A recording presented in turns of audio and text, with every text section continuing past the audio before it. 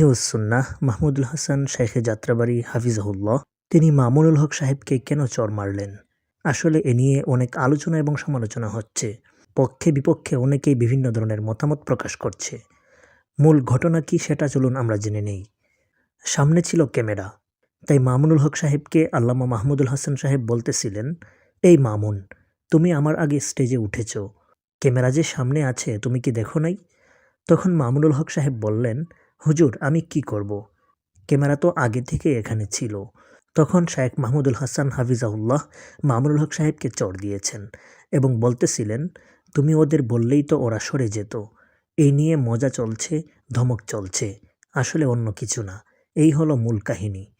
এটি একজন প্রত্যক্ষদর্শীর বয়ান, কিন্তু মানুষজন ওনাকে নিয়ে এই সুযোগে প্রচুর সমালোচনায় মেতে উঠেছে। কেউ কেউ বলছে, এই সমস্ত শায়েখরা যখন অন্যকে তাজকিয়ার সবক শোনায় অথচ নিজের কাছে তাজকিয়া নেই। স্বরাষ্ট্রমন্ত্রী আসাদুজ্জামান না থাকায় হুজুর অনেকটাই নিজের নিয়ন্ত্রণের বাইরে চলে গেছে। এখানে হুজুরের কোনো দোষ নেই। বিষয়টা না বুঝে হুজুরকে খারাপ ভাববেন না।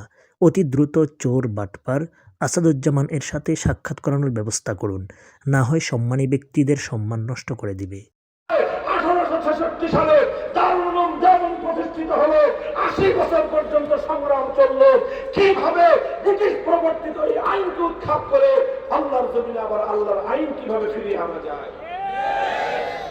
দারুল উলুম দেওবন্দের প্রতিষ্ঠার 80 বছরের মাথায় 1947 সালে ব্রিটিশরা এদেশ ছেড়ে যেতে বাধ্য হলো।